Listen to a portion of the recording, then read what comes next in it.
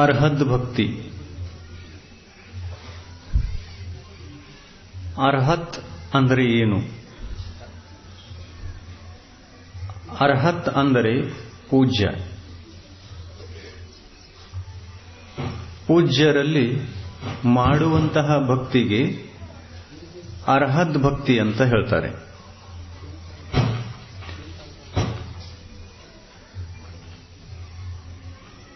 ನಾವು ಯಾರ ಪೂಜೆಯನ್ನು ಮಾಡ್ತೇವೆ ಅಂತವರು ಏನಾಗಿರಬೇಕು? ಅರ್ಹತ್ ಆಗಿರಬೇಕು, ಅಂದರೆ ಪೂಜ್ಯರಾಗಿರಬೇಕು.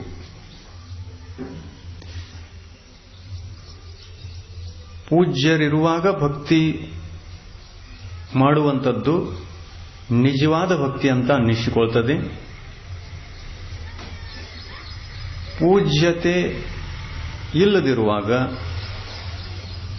ಭಕ್ತಿಯನ್ನು ಮಾಡಿತು ಅಂತಂದ್ರೆ ಅದು ನಿಜವಾದ ಭಕ್ತಿ ಅಲ್ಲ.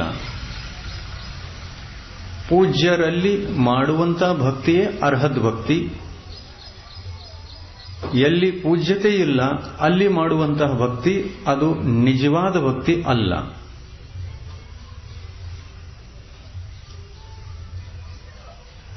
ಅಪೂಜ್ಯರ ಭಕ್ತಿಯನ್ನು ಮಾಡಬೇಕು ಅಥವಾ ಪೂಜ್ಯರ ಭಕ್ತಿಯನ್ನು ಮಾಡಬೇಕು?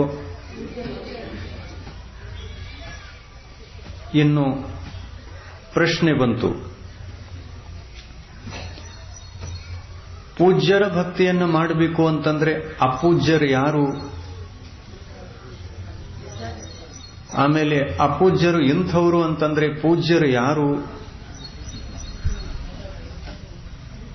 ಅನ್ನುವಂಥ ಪ್ರಶ್ನೆ, ಎರಡು ಪ್ರಶ್ನೆಗಳು ಬರೋದು.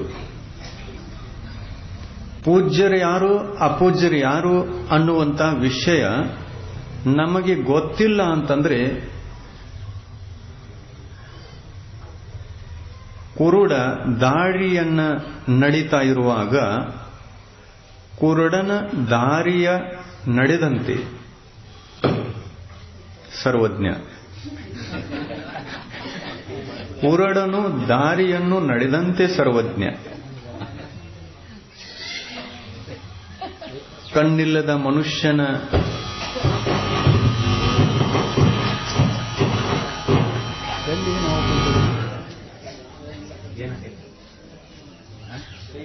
ನೋಡು, ಅಲ್ಲಿ ನೋಡಿ ಚೆಕ್ ಮಾಡು, ಚೆಕ್ ಮಾಡ್ಕೊ. 5 ನಿಮಿಷ ಚೆಕ್ ಮಾಡ್ಕೊಂಬಂತ ಟೆನ್ಷನ್ ತಗೋಬೇಡ.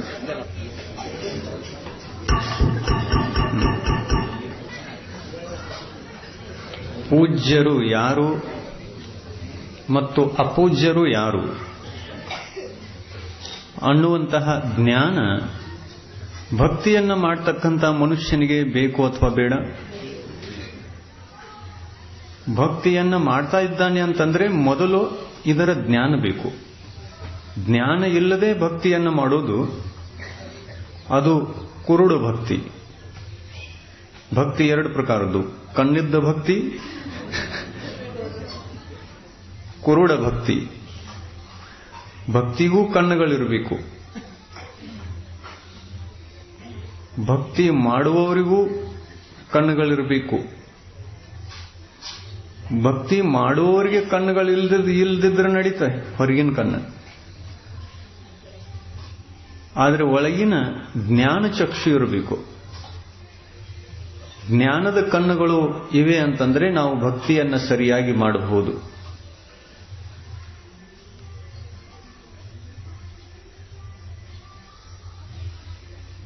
ಲಕ್ಷ ಹೊಟ್ಟು ಕೇಳ್ತಾ ಇದ್ರಿಲ್ಲ?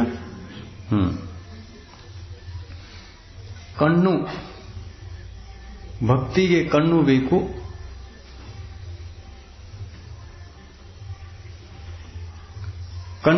ಕಣ್ಣುಗಳಿದ್ದಲ್ಲಿ ನಿಜವಾದ ಭಕ್ತಿ ಆಗುತ್ತೆ.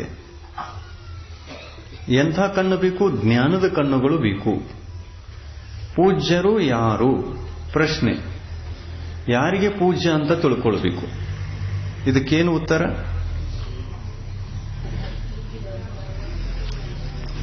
ಪೂಜ್ಯನ ಲಕ್ಷಣಗಳೇನು? ಪೂಜ್ಯನೆಂದು ಯಾರಿಗೆ ಹೇಳಬೇಕು? ನಿರ್ದೋಷ ಪರಮಾತ್ಮನಿಗೆ ಪೂಜ್ಯ ಅನ್ನಬೇಕು. ನಿರ್ದೋಷ ಪರಮಾತ್ಮನೇ ನಿರ್ದೋಷ ದೇವರು. ನಿರ್ದೋಷ ದೇವರು ಯಾರು? ನಿರ್ದೋಷ ಪರಮಾತ್ಮನೇ ನಿರ್ದೋಷ ದೇವರು. ಭಗವಂತ ಅನ್ನುವಂಥ ಹೆಸರಿದೆ ಅಂದಮೇಲೆ ಭಗವಂತನ ಲಕ್ಷಣಗಳು ಬೇಕೋ ಬೇಡೋ? ಭಗವಂತನಲ್ಲಿ ಎಂಥ ಎಂಥ ಬರಬೇಕು? 3 ಗುಣಗಳಿರಬೇಕು. ಮೊದಲು ವೀತರಾಗಿ ಆಗಿರಬೇಕು. ಭಗವಂತ ಹೇಗೆ ಆಗಿರಬೇಕು? ವೀತರಾಗಿ.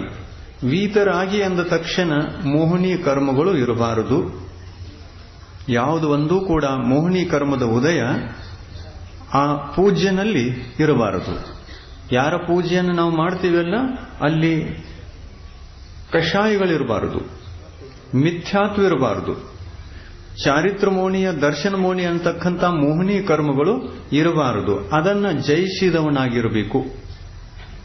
28 ಮೋಹಿನಿ ಕರ್ಮಗಳನ್ನ ಜಯಿಸುವುದರಿಂದ ಪೂಜ್ಯನಿಗೆ ನಾವು ಏನಂತ ಹೆಸರಿಡ್ತೀವಿ? ವೀತರಾಗಿ.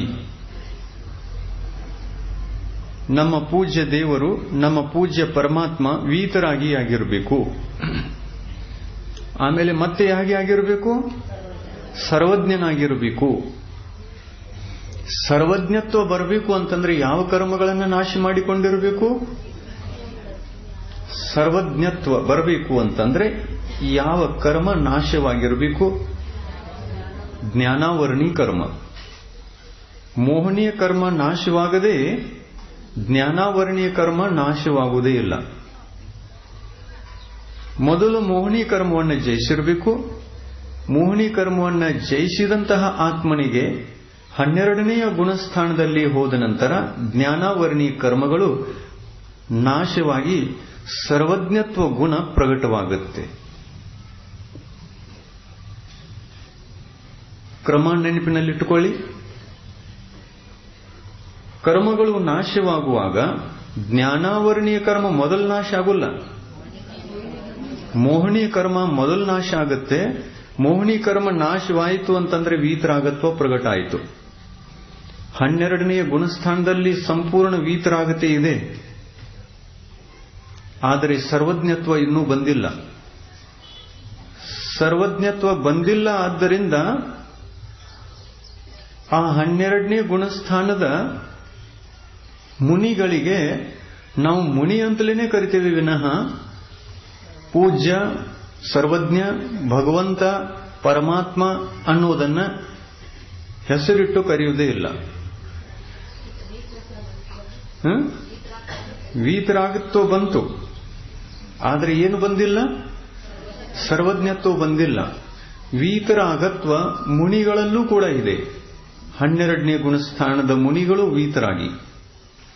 ಕ್ಷೀಣ ಕಷಾಯಿ, ಉಪಶಾಂತ ಮೋಹ, ಕ್ಷೀಣ ಮೋಹ ಇವು ಗುಣಸ್ಥಾನಗಳ ಹೆಸರು. ಕ್ಷೀಣ ಕಷಾಯಿ ಮುನಿಗಳಲ್ಲಿ ವೀತರಾಗತ್ವ ಇದೆ, ಆದರೆ ಏನಿಲ್ಲ? ಸರ್ವಜ್ಞತ್ವ ಇಲ್ಲ. ಸರ್ವಜ್ಞತ್ವ ಇಲ್ಲ ಅಂತಂದ್ರೆ ಅದರ ನಂತರ ಬರ್ತಕ್ಕಂಥ ಗುಣವೂ ಕೂಡ ಇಲ್ಲ. ಯಾವುದು? ಹಿತೋಪದೇಶತ್ವ. ಹಿತೋಪದೇಶವನ್ನು ಮಾಡತಕ್ಕಂತಹ ಪಾತ್ರತೆ, ಯೋಗ್ಯತೆ ಯಾರಲ್ಲಿದೆ?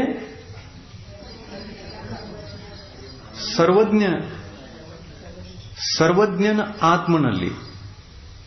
ಆತ್ಮ ಸರ್ವಜ್ಞನಾಗಿರಬೇಕು. ಸರ್ವಜ್ಞ ಅಂದರೆ ಏನು? ಎಲ್ಲವನ್ನೂ ಬಲ್ಲವನು. ಲೋಕಾಲೋಕ, 3 ಲೋಕದ 3 ಕಾಲದ ವಿಷಯಗಳನ್ನು ಅರಿತವನು, ತಿಳಿದುಕೊಂಡವನು, ಅವನೇ ಸರ್ವಜ್ಞ. ನಾವು 3 ಗುಣಗಳನ್ನು ಹೊಂದಿರತಕ್ಕಂತಹ ಪೂಜ್ಯನನ್ನ ಕುರಿತು ಭಕ್ತಿ ಮಾಡಬೇಕು. ಇದು ನಿಜವಾದ ಭಕ್ತಿ.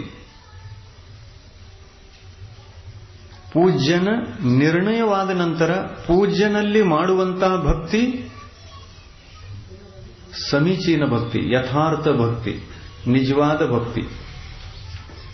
ನಿರ್ಣಯ ಇಲ್ಲದೆ ಪೂಜೆ ಮಾಡಿತು ಅಂತಂದ್ರೆ ಅಸಮೀಚೀನ. ಜಗತ್ತಿನಲ್ಲಿ ಎಷ್ಟೋ ಜನ ಭಕ್ತಿಯನ್ನ ಮಾಡ್ತಾರೆ, ಆದರೆ ಪೂಜ್ಯ ಯಾರು, ಪೂಜಕ ಯಾರು, ಅಪೂಜ್ಯ ಯಾರು ಇದು ಗೊತ್ತಿರೋಲ್ಲ. ಪೂಜ್ಯ ಯಾರು, ಪೂಜಕ ಯಾರು, ಅಪೂಜ್ಯ ಯಾರು ಇದೇ ಗೊತ್ತಿಲ್ಲ. ಎಲ್ಲರದೂ ಭಕ್ತಿ ಮಾಡ್ತಾರೆ. ಸರ್ವಜ್ಞ ಸಿಕ್ಕರು ಅಷ್ಟೇ, ಅಪೂಜ್ಯ ಆತ್ಮ ಸಿಕ್ಕರು ಅಷ್ಟೇ, ಪೂಜಕ ಇದ್ರೂ ಅಷ್ಟೇ. ಎಲ್ಲರದು ಸಮಾನವಾಗಿ ಪೂಜೆ ಮಾಡುವಂತಹ ಪದ್ಧತಿ ಅಥವಾ ಈ ಭಕ್ತಿಯ ಒಂದು ಕ್ರಮ ಇದು ಮಿಥ್ಯಾಕ್ರಮ.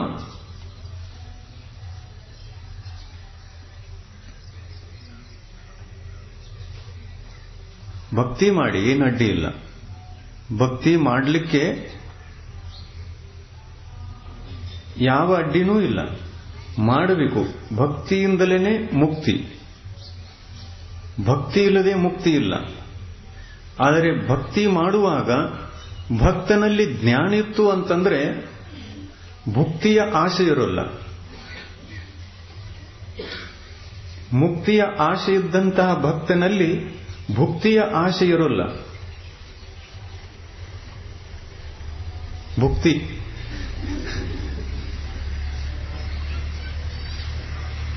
ಸಾಂಸಾರಿಕ ವಿಷಯ ಕಷಾಯಗಳ ಆಸೆ, ಸಾಂಸಾರಿಕ ಸುಖೋಪಭೋಗಗಳ ಆಸೆ ನಿಜವಾದ ಭಕ್ತನಲ್ಲಿ ಇರೋಲ್ಲ.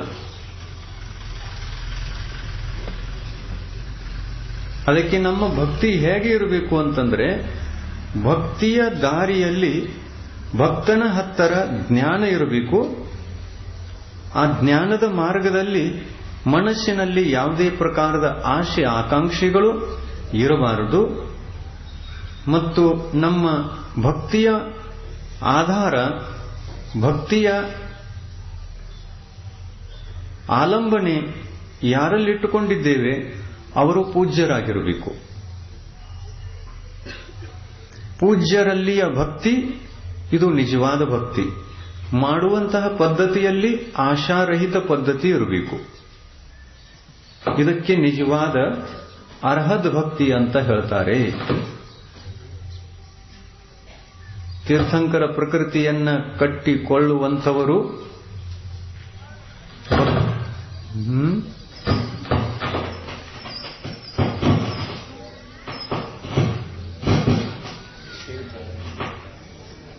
ಲೂಸ್ ಫಿಟ್ಟಿಂಗ್ ಐತಿ ನಿಮ್ದು.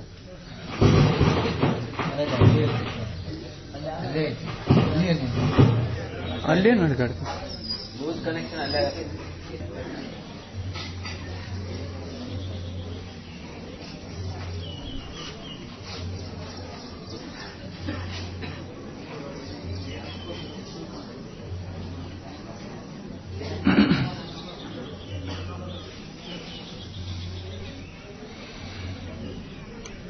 ಪರಮಾತ್ಮನ ಲಕ್ಷಣಗಳು 3: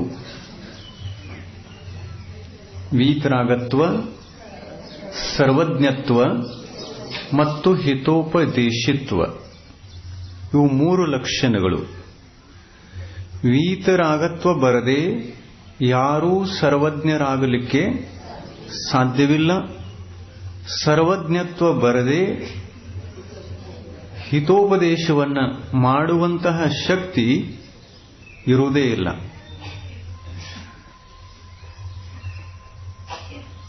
ಏಕೆಂದರೆ ಸರ್ವಜ್ಞ ಕೇವಲ ಜ್ಞಾನಿ.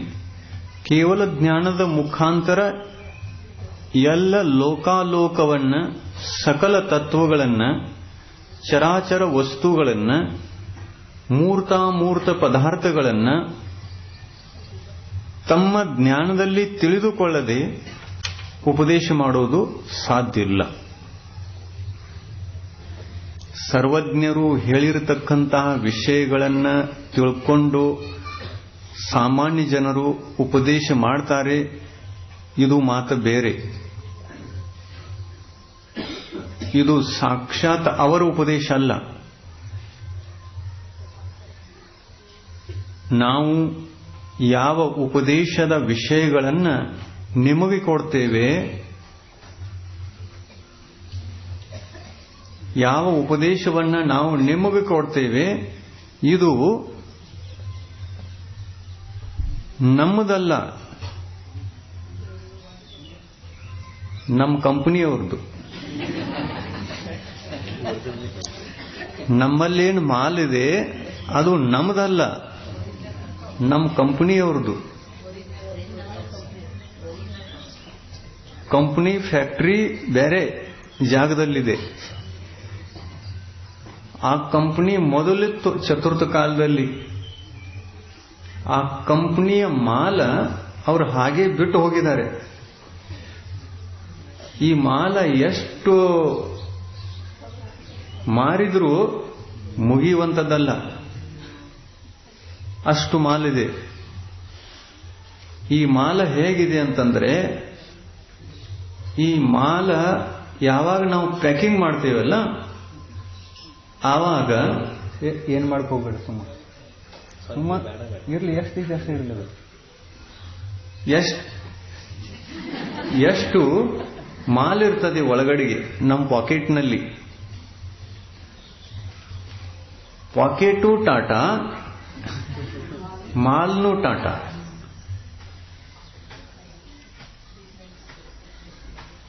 ಆದ್ರೆ ಈ ಸಂಸಾರದೊಳಗೆ ಏನಾಗ್ತದೆ ಅಂತಂದ್ರೆ, ಕೆಲವೊಮ್ಮೆ ಹೆಚ್ಚು ವ್ಯಾಪಾರ ಆಗಬೇಕು ಮತ್ತು ಹೆಚ್ಚು ಹಣ ಗಳಿಸಬೇಕು, ಹೆಚ್ಚು ಭಕ್ತರನ್ನು ಗೊಳೆ ಮಾಡಬೇಕು ಅಂದ್ರೇನು ಸಂಪತ್ತಿ ಗಳಿಸಿದಂತೆ. ಭಕ್ತರನ್ನ ಹೆಚ್ಚು ಸಂಗ್ರಹ ಮಾಡಿಕೊಳ್ಳಬೇಕು, ನಮ್ಮದೇ ಆಗಿರತಕ್ಕಂತಹ ಒಂದು ಮಾಲ್ ಇಲ್ಲಿ ವ್ಯಾಪಾರ ಆಗಬೇಕು ಮತ್ತು ಅದರಿಂದ ನಮ್ಮ ಛಾಪು ಉಳಿಬೇಕು.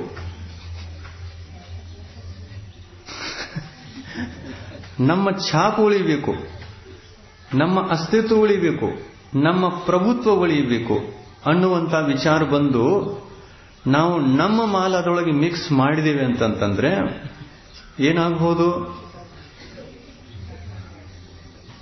ಪಾಕೆಟ್ ಟಾಟಾ, ಮಾಲ್ ಘಾಟಾ.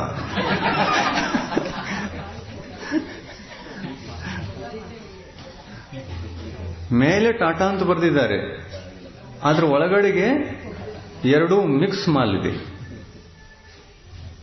ಆ ತರ ಜೈನ ಧರ್ಮದಲ್ಲಿ ನಡೆಯುವುದಿಲ್ಲ. ಇಲ್ಲಿ ಪಾಕೆಟ್ನೂ ಟಾಟಾ ಇರಬೇಕು, ಮಾಲ್ನೂ ಟಾಟಾ ಇರಬೇಕು, ಕಂಪನಿನೂ ಟಾಟಾ ಇರಬೇಕು.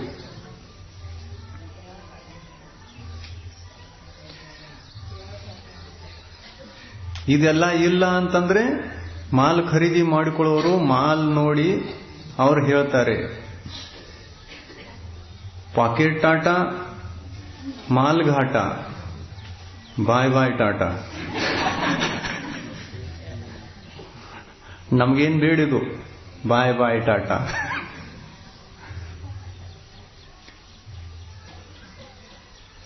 ಅರಿಹಂತರ ವಾಣಿಯಲ್ಲಿ ದೋಷವನ್ನು ಹುಡುಕುವುದು ಅಂತಂದ್ರೆ ಸಾಧ್ಯವೇ ಇಲ್ಲ.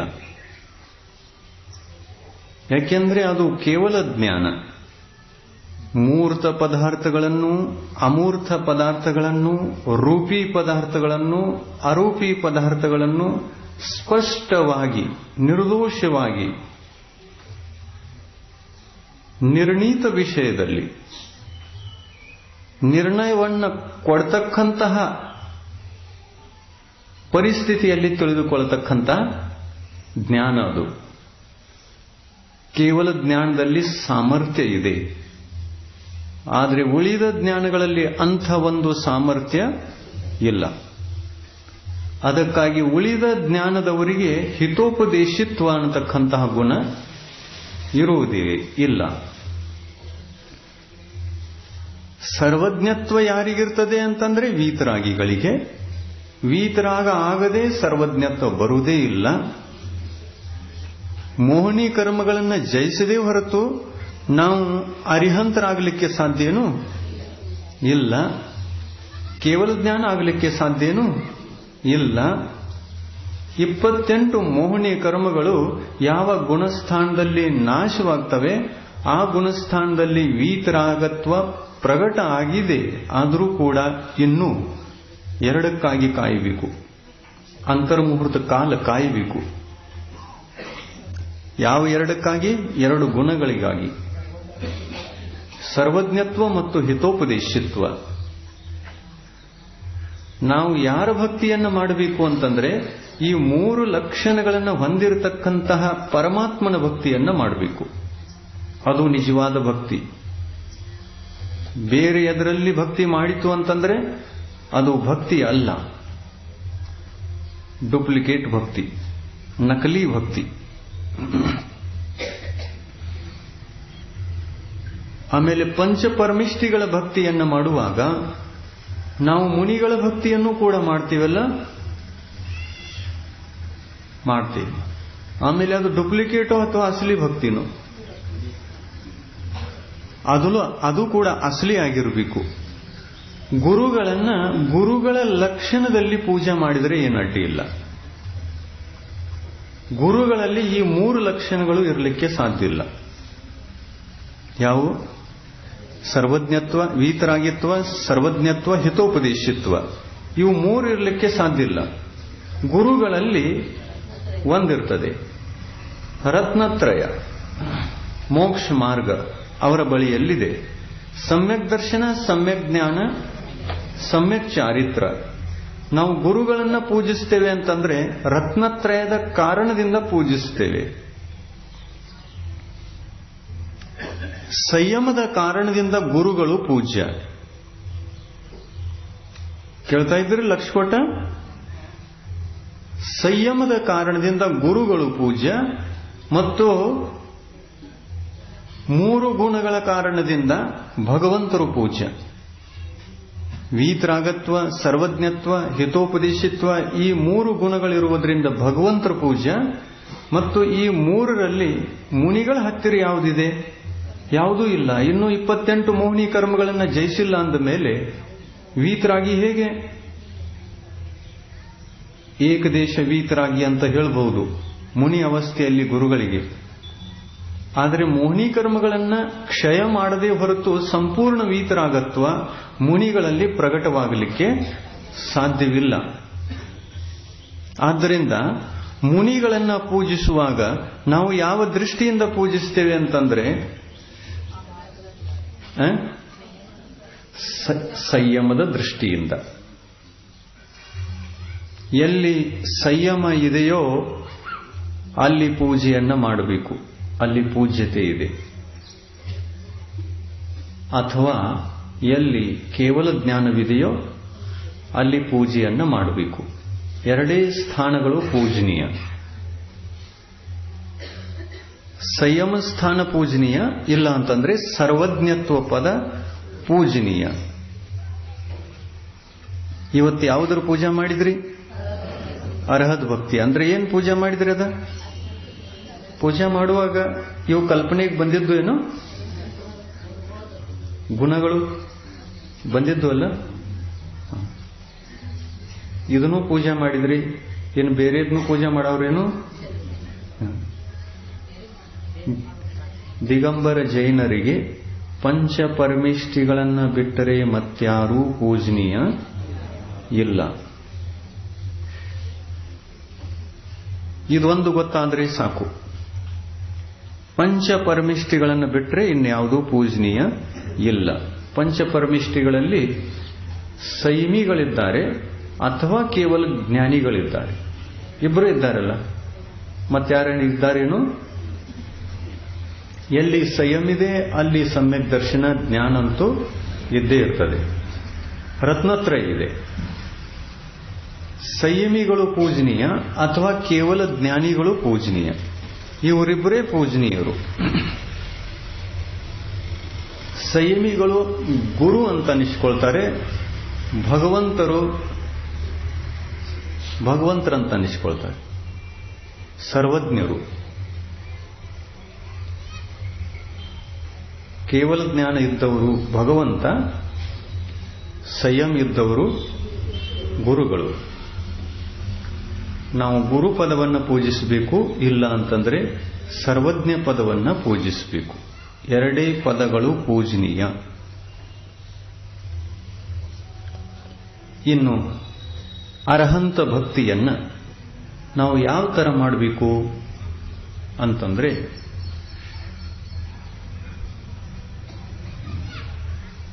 ಮನಸ್ಸಿನಲ್ಲಿ ಉದ್ದೇಶ ಅರ್ಹಂತ ಆಗುವಂತಹ ಉದ್ದೇಶವೇ ಇರಬೇಕು. ಏನ್ ಬೇರೆದಿರಬೇಕು? ಅರ್ಹಂತವಾಗುವುದಕ್ಕಾಗಿ ಯಾರು ಅರ್ಹಂತರ ಪೂಜೆಯನ್ನು ಮಾಡ್ತಾರೆ ಅವರ ಭಕ್ತಿ ನಿರ್ದೋಷ, ಅವರ ಭಕ್ತಿ ನಿರ್ಮಲ, ಅವರ ಭಕ್ತಿ ಪವಿತ್ರ, ಅವರ ಭಕ್ತಿಗೆ ಎಲ್ಲ ತರದ ಸುಖಗಳೂ ಇವೆ. ಸಾಂಸಾರಿಕ ಸುಖಗಳೂ ಇವೆ, ಪರಮಾರ್ಥ ಸುಖವೂ ಇದೆ. ಸಾಂಸಾರಿಕ ಸುಖಗಳೂ ಕೂಡ ಸರಿಯಾದ ರೀತಿಯಲ್ಲಿ ಸಿಗಬೇಕು ಅಂತಂದ್ರೆ ಅರ್ಹಂತರ ಭಕ್ತಿಯನ್ನ ನಾವು ನಿಜವಾದ ರೂಪದಲ್ಲಿ ಮಾಡಬೇಕು, ನಿಜವಾದ ಪರಿಸ್ಥಿತಿಯಿಂದ ಮಾಡಬೇಕು, ಅರ್ಥ ಮಾಡಿಕೊಂಡು ಜ್ಞಾನಪೂರ್ವಕ ಮಾಡಬೇಕು.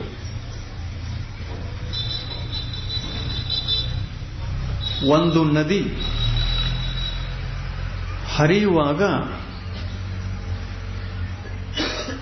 ಅದನ್ನ ಪ್ರಶ್ನಿಸಿ ಕೇಳೋಣ, ನೀನು ಎಂದಿನಿಂದ ಹರಿತಾ ಇದ್ದಿ ಈ ಭೂಮಿಯ ಮೇಲೆ? ಎಷ್ಟು ವರ್ಷ ಆಯಿತು? ನಾವು ನೋಡ್ತಾ ಇದ್ದೇವೆ, ನಮ್ಮ ಮುಂದಿನವರು ಕೂಡ ನೋಡುವವರಿದ್ದಾರೆ, ಹಿಂದಿನವರು ಕೂಡ ನೋಡಿದ್ದಾರೆ.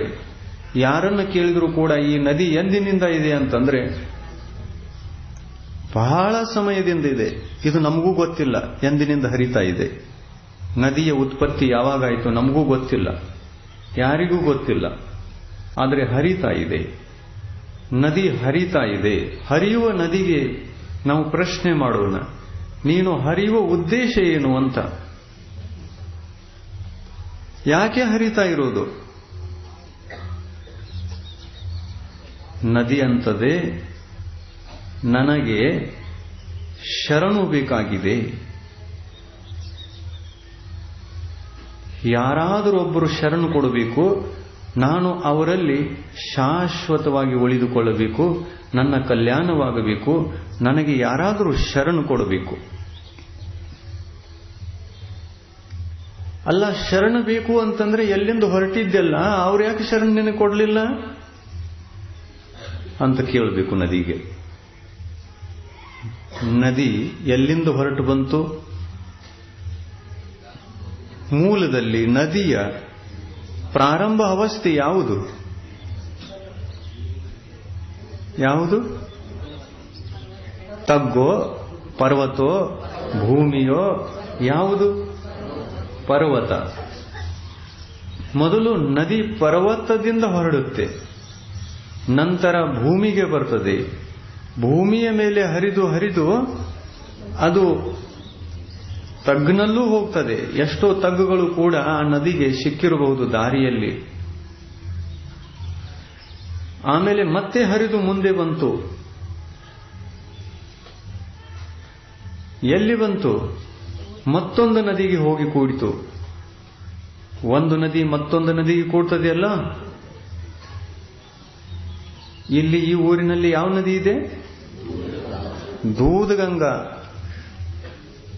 ದೂದ್ ನದಿಯಲ್ಲಿ ದೂದ್ ಇದೆಯೇನು? ಇಲ್ಲ. ಆದರೂ ಅದರ ಹೆಸರು ದೂದ್ಗಂಗಾ.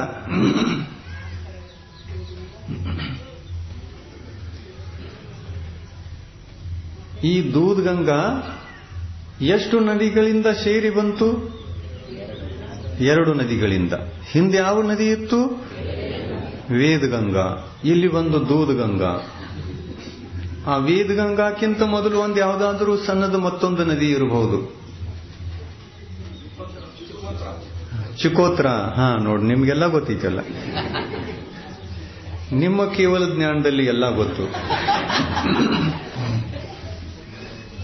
ಚಿಕೋತ್ರ ನದಿ ವೇದಗಂಗಾ ಕೂಡಿತು. ವೇದಗಂಗಾ ಚಿಕೋತ್ರ ಎರಡೂ ಸೇರಿ ದೂದ್ಗಂಗಾ ಕೂಡಿತು. ದೂದ್ಗಂಗಾ ತಾನು ಸ್ವತಃ ಮತ್ತು ಹರಿದು ಮುಂದೆ ಹೋಗ್ತಾ ಇದೆ. ಎಲ್ಲಿ? ಕೃಷ್ಣ. ಚಿಕೋತ್ರ ಶರಣು ಹುಡುಕಾಡ್ತಾ ಇತ್ತು, ಯಾರಾದರೂ ಶರಣು ಕೊಡಬಹುದೇನು ಅಂತ. ವೇದಗಂಗಾನ ಹತ್ತರ ಹೋಯಿತು. ವೇದಗಂಗಾ ಹತ್ತು, ನಾನೇನು ಶರಣು ಕೊಡಲ್ಲ, ನೀ ಮುಂದೆ ಹೋಗಂತು. ನಾನು ಮುಂದೆ ಹೊರಟಿದ್ದೇನೆ, ನೀನು ಮುಂದೆ ನಡಿ. ಆ ಎರಡೂ ನದಿಗಳು ಕೈ ಹಿಡ್ಕೊಂಡು ಮುಂದೆ ಬಂದು ಆಮೇಲೆ ದೂದ್ಗಂಗಾ ಭೇಟಿ ಆಯಿತು. ಆ ದೂದ್ಗಂಗಾ ಕೇಳ್ತಾ ಇದೆ, ಎಲ್ಲಿಂದ ಬಂದ್ರಿ ನೀವು? ನಾವು ನಿಮ್ಮ ಕಡೆಗೇನೆ ಬರೋದು. ನಿನ್ ಕಡೆ ಬರೋದು? ನಾವು ಯಾತಕ್ಕೆ ಬರೋದು ಅಂತಂದ್ರೆ ನಮ್ಗೆ ಯಾರಾದರೂ ಶರಣ ಬೇಕಾಗಿದ್ದಾರೆ. ಇಬ್ಬರಿಗೂ ಶರಣ ಬೇಕಾಗಿದ್ದಾರೆ, ಬನ್ನಿ, ಇಬ್ಬರು ಬನ್ನಿ.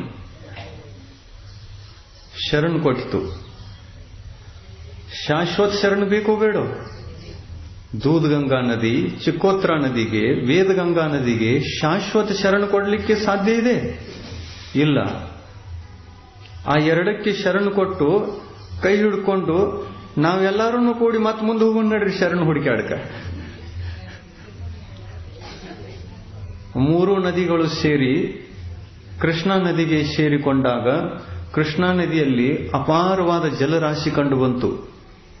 ಆಮೇಲೆ ಈ ಮೂರು ನದಿಗಳಿಗೆ ಏನೇ ಅನಿಸಿತು ಅಂತಂದ್ರೆ, ಈ ಕೃಷ್ಣಾ ನದಿ ಇಷ್ಟೊಂದು ದೊಡ್ಡದಿದೆಯಲ್ಲ, ಇಷ್ಟೊಂದು ದೊಡ್ಡ ಸ್ಥಿತಿ ಇದೆಯಲ್ಲ, ಸಾವುಕಾರ ಇದೆಯಲ್ಲ, ಇದಾದರೂ ನಮಗೆ ಶರಣ ಕೊಡಬಹುದೇನೋ ಅಂತ ಕಲ್ಪನೆ ಮಾಡಿಕೊಂಡು ಕೃಷ್ಣಾ ನದಿಯಲ್ಲಿ ಹೋದಾಗ ಕೃಷ್ಣಾ ನದಿ ಅದು ಕೂಡ ಏನತ್ತು ಅಂತಂದ್ರೆ, ನೀವು ಬಂದಿರೋದು ಅಲ್ಲಿಂದ ಇಲ್ಲಿ, ಆದರೆ ನಾನು ಕೂಡ ಎಲ್ಲಾದರೂ ಹೊರಟಿದ್ದೇನೆ, ನಾನು ಕೂಡ ನಿಮಗೆ ಶರಣ ಕೊಡಲಿಕ್ಕೆ ಸಾಧ್ಯ ಇಲ್ಲ.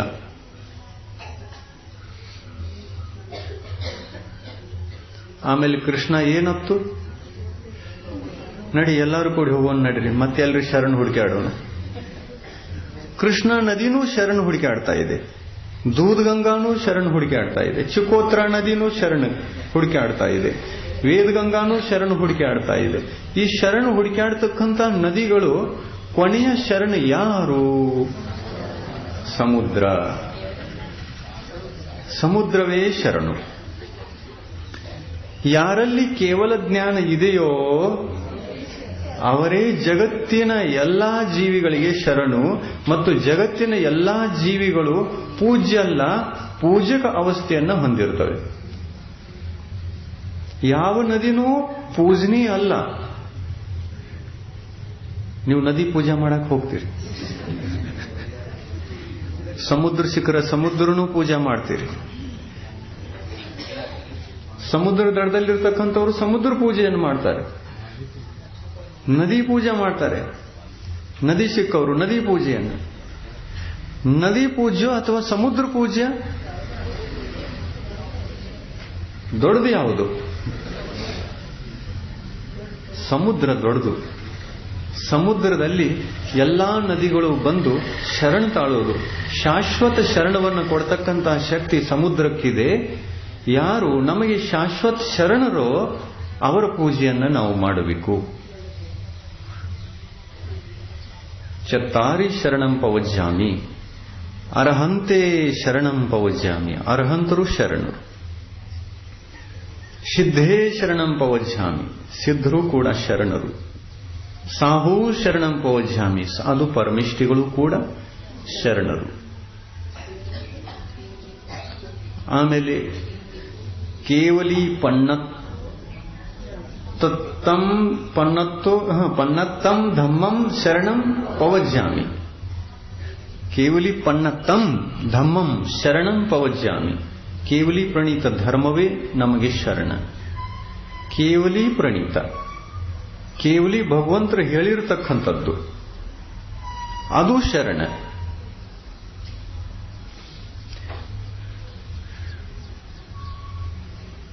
ಕೃಷ್ಣಾ ನದಿಯ ಮಾತುಗಳು ಶರಣು ಅಥವಾ ಸಮುದ್ರ ಹೇಳಿರುವ ಮಾತು ಶರಣ? ಸಮುದ್ರ ಏನು ಹೇಳ್ತದೆ ಅದು ಎಲ್ಲ ಯೋಗ್ಯ. ಸಮುದ್ರಕ್ಕೆ ಎಲ್ಲವೂ ಅನುಭವ ಇದೆ. ಸಮುದ್ರ ಎಲ್ಲವನ್ನ ಕಂಡಿದೆ. ಸಮುದ್ರಕ್ಕೆ ಕೇಳಿ, ಜಗತ್ತಿನಲ್ಲಿ ಯಾವ ನದಿ ಎಲ್ಲಿಂದ ಬಂತು ಸಮುದ್ರಕ್ಕೆ ಗೊತ್ತಿದೆ. ಆದರೆ ನದಿಗಳಿಗೆ ಕೇಳಿದ್ರೆ,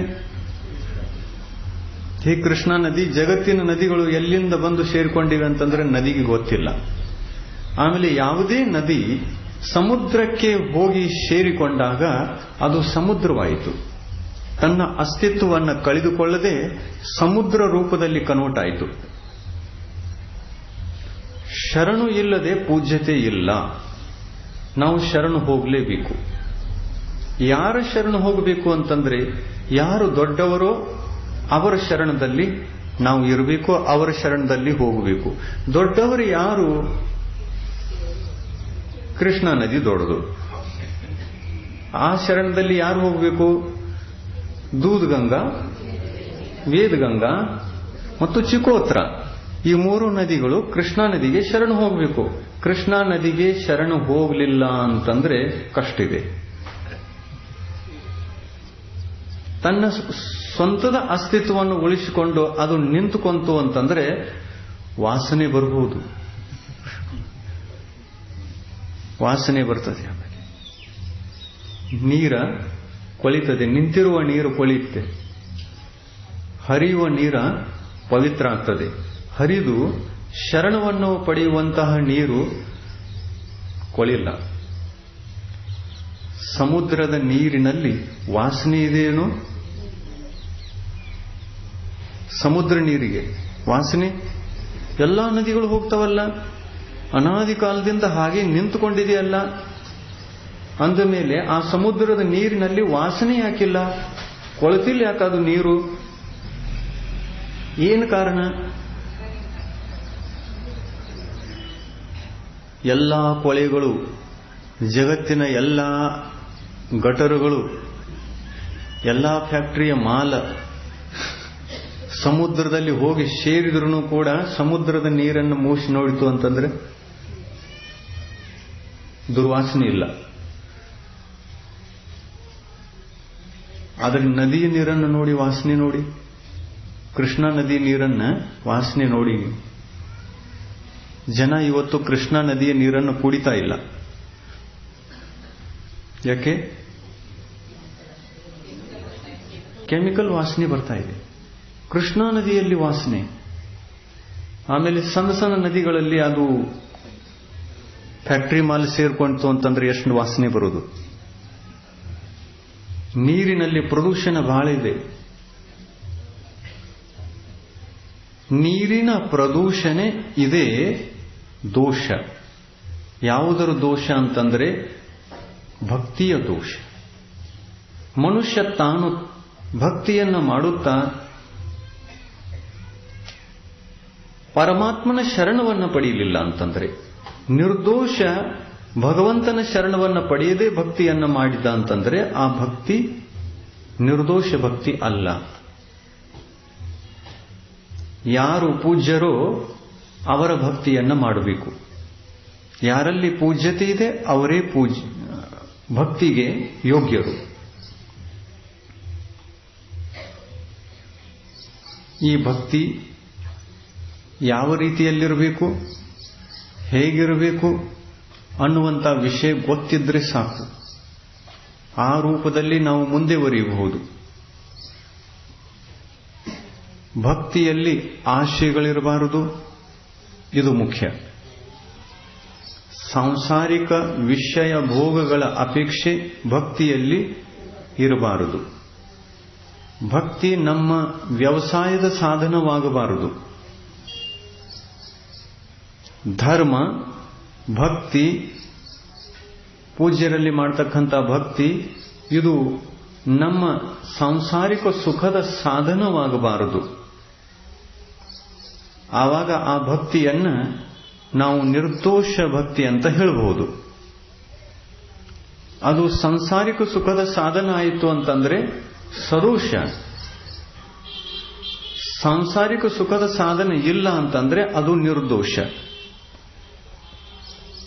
ಎಂಥ ಭಕ್ತಿಯನ್ನು ಮಾಡೋಣ? ನಿರ್ದೋಷ ಭಕ್ತಿ. ತೀರ್ಥಂಕರ ಪ್ರಕೃತಿಯ ಬಂಧ ಯಾವ ಭಕ್ತಿಯಿಂದ ಇದೆ?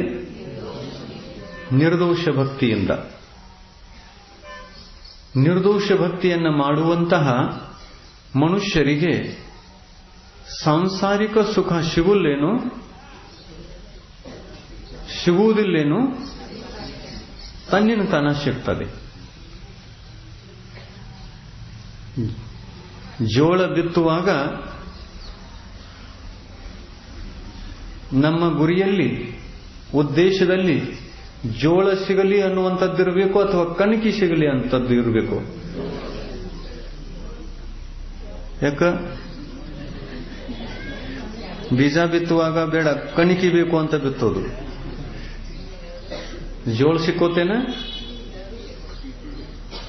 ಕಣಕಿ ಉದ್ದೇಶದಿಂದ ಬಿತ್ತು ಅಂತಂದ್ರೆ ಜೋಳ ಸಿಗಬಹುದೇನ? ಇಲ್ಲ. ಆದ್ರೆ ಜೋಳದ ಉದ್ದೇಶದಿಂದ ಬಿತ್ತಿತು ಅಂತಂದ್ರೆ ಕಣಕಿ ತನ್ನಿಂದ ತನ್ನ ಸಿಗುತ್ತೆ.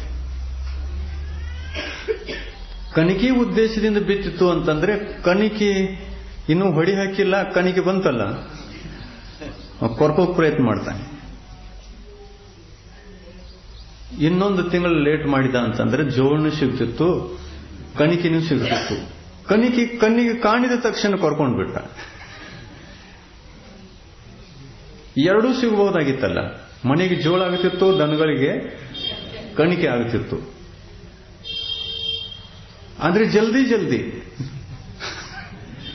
ಕಣಿಕೆ ಬೇಕಾಗಿದೆ, ಕಣಿಕೆಯಲ್ಲಿ ಹೆಚ್ಚು ಆಶೆ ಇದೆ ಅಂತಂದ್ರೆ ಇರಲಿ, ಜಲ್ದಿ ಯಾಕೆ? ಎರಡೂ ಸಿಗಲಿಲ್ಲ, ಮೋಕ್ಷನೂ ಸಿಗಲಿ, ಸಂಸಾರ ಸುಖನೂ ಸಿಗಲಿ. ಆದರೆ ಮೋಕ್ಷ ಸಿಗುವುದಕ್ಕಾಗಿ ಎಂಥ ಪ್ರಯತ್ನ ಪುರುಷಾರ್ಥ ಮಾಡಬೇಕು ಅಂಥದ್ದನ್ನು ನಾವು ಮಾಡೋಣ.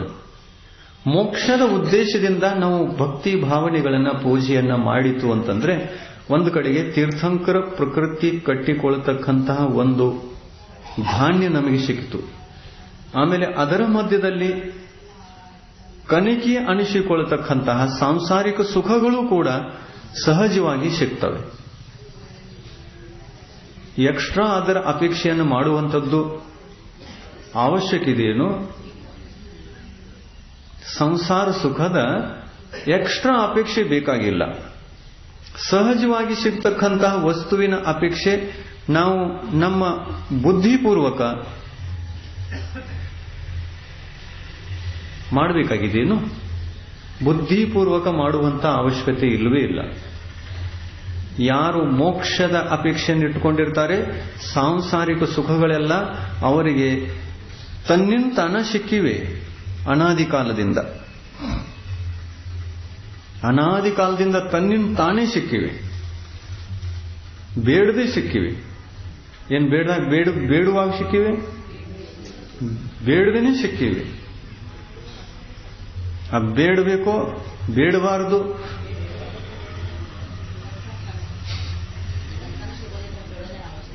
ತನ್ನ ಸಿಗುವಂತ ವಸ್ತುವನ್ನ ಬೇಡಬೇಕಾಗಿಲ್ಲ. ಸಂತಿಗೆ ಹೋಗ್ತೀರಿ, ಬಾಳೆಹಣ್ಣ ಖರೀದಿ ಮಾಡ್ತೀರಲ್ಲಿ, ಬಾಳೆಹಣ್ಣು ಖರೀದಿ ಮಾಡ್ತಿರಲ್ಲ, ಅವ್ರು ಹೇಳೋದು ಸಂತ್ಯಾಗ, ನಮ್ಗೆ ಬಾಳೆಹಣ್ಣು ಬೇಕಾಗಿದೆ ಮತ್ತು ಬಾಳೆಹಣ್ಣು ಅಷ್ಟೇ ಬೇಕು, ಸಿಪ್ಪೆ ಬ್ಯಾಡ್ ನಮ್ಗೆ.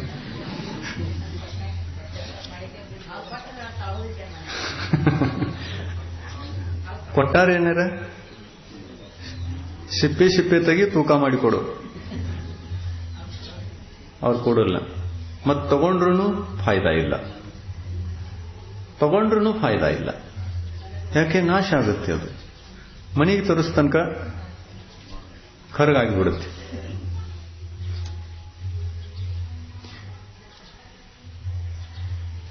ಸಿಪ್ಪೆ ಬೇಕಾಗಿತ್ತು ಅಂತಂದ್ರೆ ಬಾಳೆಹಣ್ಣಿನ ಆಸೆ ಇಟ್ಕೊಳ್ಳೋದು. ಹಣ್ಣಿನ ಆಸೆಯಿಂದ ಸಿಪ್ಪೆ ತಾನೇ ಸಿಗ್ತದೆ.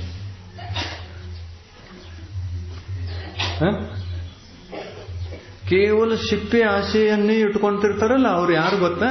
ಅವರು ದನಗಳು.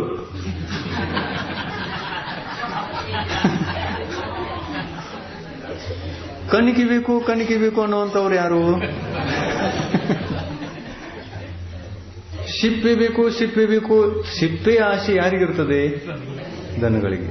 ಸಾಂಸಾರಿಕ ಸುಖ ಇದೆ ಎಲ್ಲ ಕಣಿಕೆ ಇದ್ದ ಹಾಗೆ.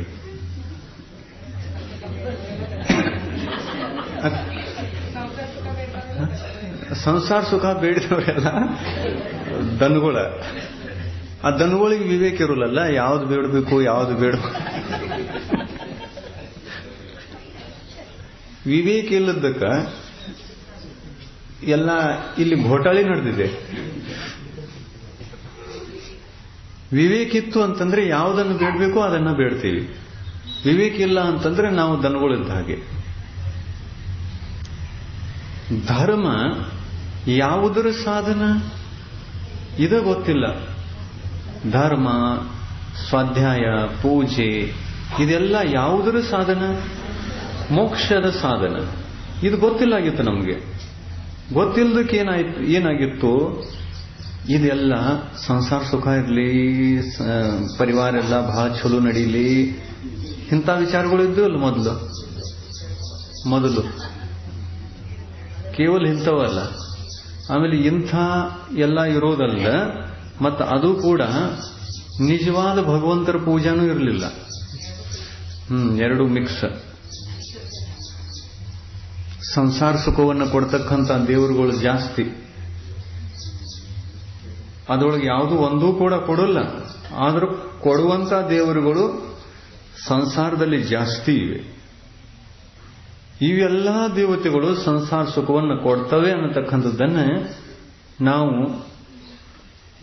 ಕಲ್ಪನೆ ಮಾತ್ರ ಮಾಡಿಕೊಂಡಿದ್ದೇವೆ. ನಿಜವಾದ ಪರಿಸ್ಥಿತಿ ಏನಲ್ಲದು.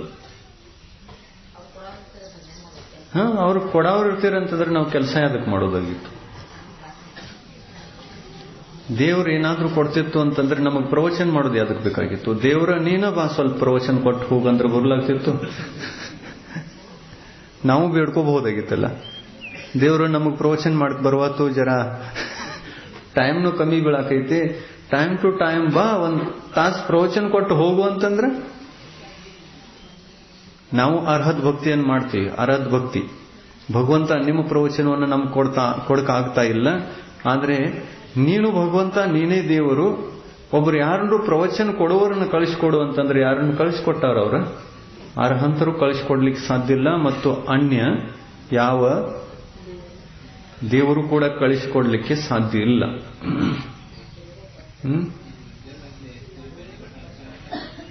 ಮುದ್ದೆ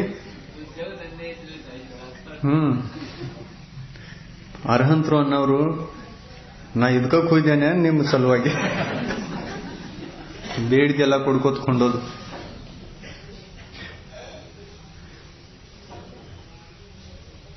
ಆಸೆ, ಶಾರೀರಿಕ ಸುಖದ ಆಸೆ. ಜನಗಳಿಗೆ ಇದೂ ಗೊತ್ತಿಲ್ಲ ಸುಖ ಎಷ್ಟು ಪ್ರಕಾರದ್ದಿದೆ. ಒಂದು ಆತ್ಮಿಕ ಸುಖ, ಅದು ಮೋಕ್ಷ ಸುಖ, ಇಂದ್ರಿಯಾತೀತ. ಇನ್ನೊಂದು ಇಂದ್ರಿಯ ಸುಖ, ಶರೀರ ಸುಖ, ಇದು ನಶ್ವರ. ಇದು ಒಂದೇ ಗೊತ್ತಿದೆ. ಇನ್ನೊಂದು ಸುಖ ಇದೆ ಅನ್ನೋದು ಗೊತ್ತೇ ಇಲ್ಲ. ಇನ್ನೊಂದು ಸುಖ ಇದೆ ಅನ್ನುವಂಥದ್ದನ್ನ ಅರ್ಹಂತರು ಹೇಳಿಕೊಟ್ರು, ಆವಾಗ ಗೊತ್ತಾಯ್ತು. ಇಲ್ಲ ಅಂತಂದ್ರೆ ಅನಾದಿ ಕಾಲದಿಂದ ನಾವು ಎಲ್ಲಿ ಹೋದ್ರು, ಏಕೇಂದ್ರಿಯ ಜೀವಾಗಿ ಹುಟ್ಟಿದ್ರು, ದ್ವಿಂದ್ರಿಯ ಜೀವಾಗಿ ಹುಟ್ಟಿದ್ರು, ಪಂಚೇಂದ್ರಿಯ ಜೀವಾಗಿ ಹುಟ್ಟಿದ್ರು, ಎಲ್ಲಿ ಹುಟ್ಟಿದ್ರು ಕೂಡ ಇಂದ್ರಿಯ ಸುಖದ ಆಸೆಗಾಗಿ ನಾವು ಇಂದ್ರಿಯ ಸುಖಗಳನ್ನೇ ಹುಡುಕ್ತಿರ್ತೇವೆ, ಸುಖದ ಸಾಧನಗಳನ್ನೇ ಹುಡುಕ್ತಿರ್ತೇವೆ. ಆಮೇಲೆ ಅದು ಸಿಕ್ಕಿತು ಅಂತಂದ್ರೆ ಆಯಿತು, ಜೀವನ ಪೂರ್ತಿ ಆಯಿತು, ಎಲ್ಲ ಸಿಕ್ಕಂತೆ. खाओ पीवो मौज उड़ाओ, यही है जिंदगी, इससे ज्यादा कुछ भी नहीं. खाओ पियो मस्त रहो, मरण आने तक खाओ पियो, छोड़ो नहीं. मरण आने तक खाओ पियो, छोड़ो नहीं, मस्त रहो. खाने पीने के अलावा दूसरा सुख इस दुनिया में है भी कहां? एक ही सुख है, इंद्रिय सुख. एक ही सुख है, इंद्रिय सुख. उसको पाओ, उसको जो देता है उसके पास जाओ, उसको पाओ और उसको खाओ, और फिर बताओ सुख मिला क्या नहीं.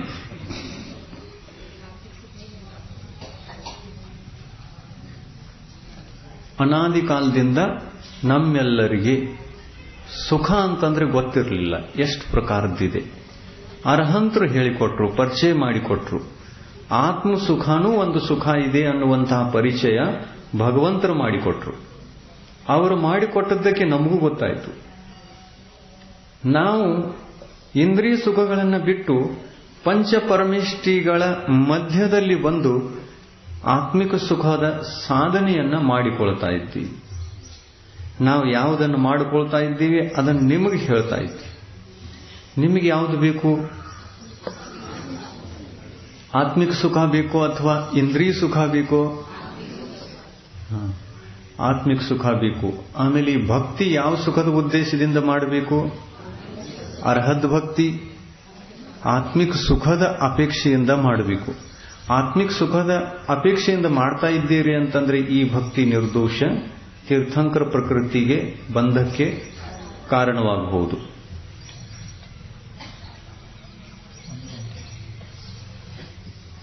ಒಂದು ಗಂಟೆ ಆಯ್ತಲ್ಲ, ಸಾಕು? ಇನ್ನ ಇದೆ ಶೇಷ ಮುಗೀತಲ್ಲ, ವಿಸರ್ಜನೆ ಅಷ್ಟೇ ಇದೆ.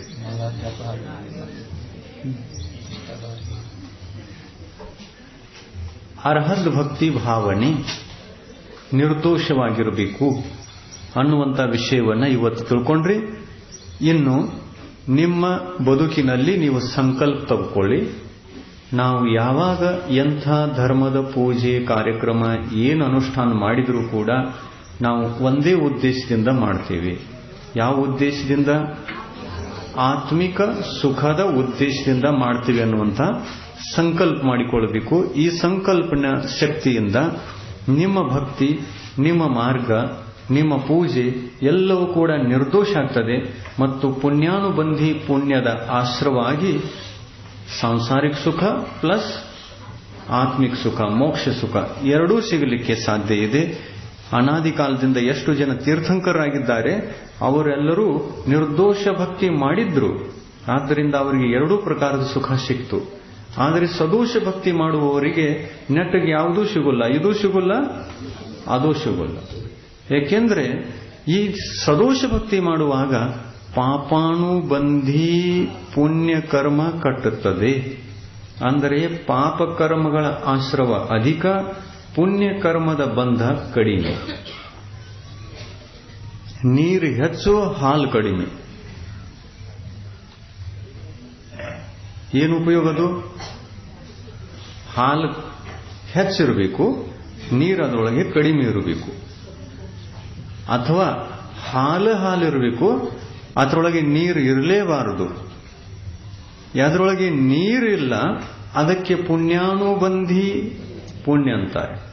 ಮತ್ತೆ ಅದರೊಳಗೆ ನೀರು ಜಾಸ್ತಿ, ಹಾಲು ಕಡಿಮೆ ಇದೆ, ಅದಕ್ಕೆ ಪಾಪಾನುಬಂಧಿ ಪುಣ್ಯ ಅಂತಾರೆ. ಯಾವ ಪುಣ್ಯವನ್ನು ಗಳಿಸೋಣ? ಪುಣ್ಯಾನುಬಂಧಿ ಪುಣ್ಯವನ್ನ ಗಳಿಸುವ ಉದ್ದೇಶದಿಂದ ಗಳಿಸೋನೇನು? ಗಳಿಸುವ ಉದ್ದೇಶದಿಂದ ಗಳಿಸೋನೇನು? ಪುಣ್ಯವನ್ನು ಗಳಿಸುವ ಉದ್ದೇಶ ಇರಬಾರದು. ಪುಣ್ಯದ ಫಲದಲ್ಲೂ ಕೂಡ ಆಸೆ ಇರಬಾರದು. ಈ ಆಸೆ ಬಂತು ಅಂತಂದ್ರೆ ಆ ಪುಣ್ಯ ಕೆಟ್ಟು ಹೋಗುತ್ತೆ.